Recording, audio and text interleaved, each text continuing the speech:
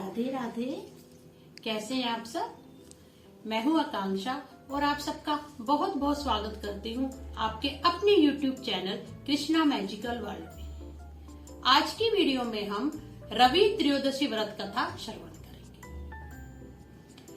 रवि प्रदोष व्रत कथा ओम गण गणपति।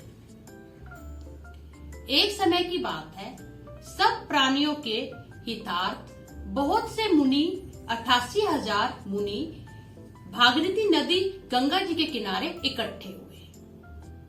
जब वह श्रेष्ठ मुनि भागीरथी नदी के किनारे इकट्ठे हुए तो वहीं पर वेद व्यास जी के परम शिष्य श्री सूत जी महाराज भजन कीर्तन करते हुए अपने शिष्यों के साथ वहां पहुंचे। जैसे श्री सूत जी का वहां पे आगमन हुआ, जितने भी ऋषि थे वह सब ने खड़े होकर उनका अभिवादन किया। उसके बाद सूत जी महाराज जी ने उन सब ऋषि मुनियों को अपने गले लगाया और उन सबको बोला कि आप अब अपने अपने आसन पे विराजमान होइए। उसके बाद वहां पर श्री सूत जी और 88,000 जो ऋषि मुनि थे उनमें कुछ वार्ता शुरू हुई। वे सभी ऋषि मुनि श्री सूत जी से पूछने लगे, हे मुनि श्रेष्ठ, हमें बताइए कि कलिकाल अर्थात कलयुग में जो भक्ति नहीं करते मनुष्य, उनकी गति कैसे होगी? क्योंकि कली काल में कोई भी व्यक्ति भक्ति ना करेगा और अगर इस संसार में किसी को ज्ञान प्राप्त है और अगर वह ज्ञान किसी और संसार में वह प्रसारित नहीं करता तो उस मनुष्य से परमात्मा कभी भी सुखी नहीं रह सकता। इसलिए आप बहुत ज्ञानवान हैं, कृपा कर हमें बताइए कि कलयुग में ऐसा कौन सा श्रेष्ठ व्रत है जिसको करने से जो कलयुगी जो पुरुष और महिलाएं हैं वह भी मनवांछित फल प्राप्त करेंगे। इस पे श्री सूत जी महाराज बोले, हे वैष्णव जनों, आप बहुत ही परम हितैषी हैं मानव कल्याण के, इसलिए आप ऐसे प्रश्न पूछा करते हैं। अब मैं आपको एक ऐसा चमत्कारी व्रत बताऊंगा कि जो व्रत सर्व कामना प्राप्ति हेतु हर जन जन को धारण करना चाहिए। रवि प्रदोष व्रत मनवांछित संतान देने वाला है, सुख संपत्ति देने वाला है और यह धन वृद्धि करने वाला व्रत है। आयु वृद्धि और आरोग्यता प्राप्त करने के लिए भी हमें रवि प्रदोष वाला चमत्कारी व्रत करना चाहिए। तो सब ऋषि मुनि बोले कि यह व्रत सबसे पहले किसने किया था ऋषिवर, वह हमें कृपा कर सुनाइए। तब श्री सूत जी बोले, यह जो रवि प्रदोष की अद्भुत कथा है, ये श्री शंकर भगवान ने माता सती को सुनाई थी।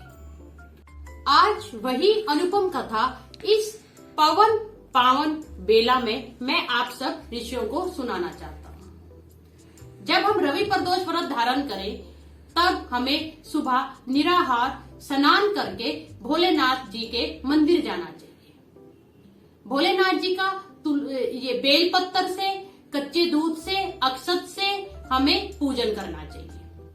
उसके बाद रुद्राक्ष की माला पे ओम नमः शिवाय का जप करना चाहिए। अगर हो सके तो हमें एक ब्राह्मण को अवश्य भोजन कराना चाहिए और रात्रि को जब हम व्रत करें हमें रात्रि को जमीन पर ही शयन करना चाहिए। श्रावण जो मास आता है उसमें इस व्रत को धारण करने का बहुत ही अद्भुत फल है।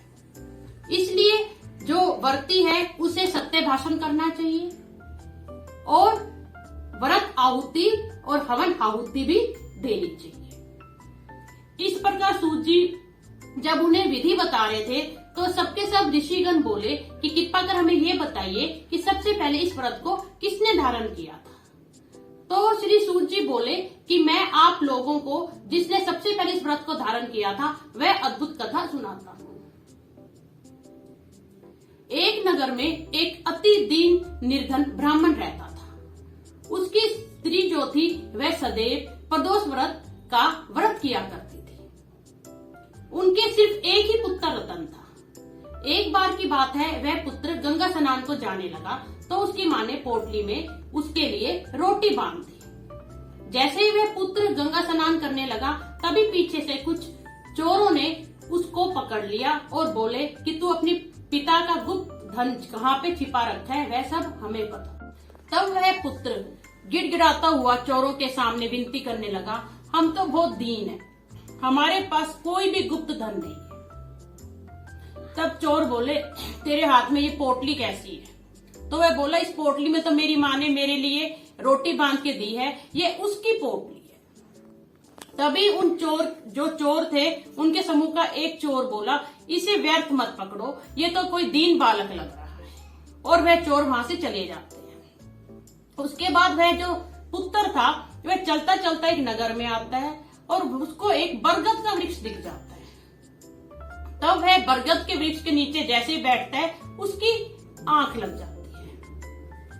इतने में ही राजा के सैनिक आते हैं और वह भी उसे चोर समझते हैं और पकड़ के राजा के दरबार में ले जाते हैं। राजा जैसे ही देखता है कि चोर है तो वह बिना कोई जानकारी लिए उसे कारावास में डाल देता है।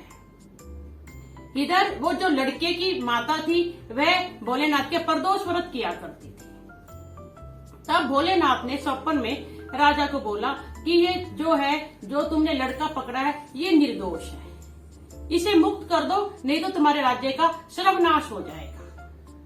अगले दिन राजा ने उस लड़के को बुलाया, उस पुत्र को बुलाया और उससे सारा वृत्तांत जाना।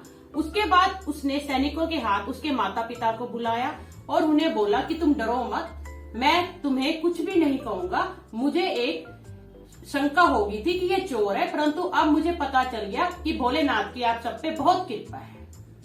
और राजा ने पूरे 5 गांव उस दीनहीन जो ब्राह्मण थे उन्हें दान में दिए और बोले कि अब आप ये जो आपके 5 गांव हैं आप इनके सहारे अपना जीवन यापन करो बहुत ही आनंद के साथ। इस प्रकार वह दीनहीन जो ब्राह्मण था वह प्रदोष व्रत के चमत्कार से उसके घर में आनंद होने लगे। इसी प्रकार श्री सूत जी कहते हैं जो भी इस चमत्कारी व्रत को करता है उसके घर में इसी प्रकार आनंद होते हैं। आशा करती हूँ आपको सुंदर जी कथा अच्छी लगी होगी। अगर आपने इस चैनल को सब्सक्राइब नहीं किया तो प्लीज कीजिए। अब मैं जाने की आज्ञा चाहती हूँ। ओम नमः शिवाय। धन्यवाद।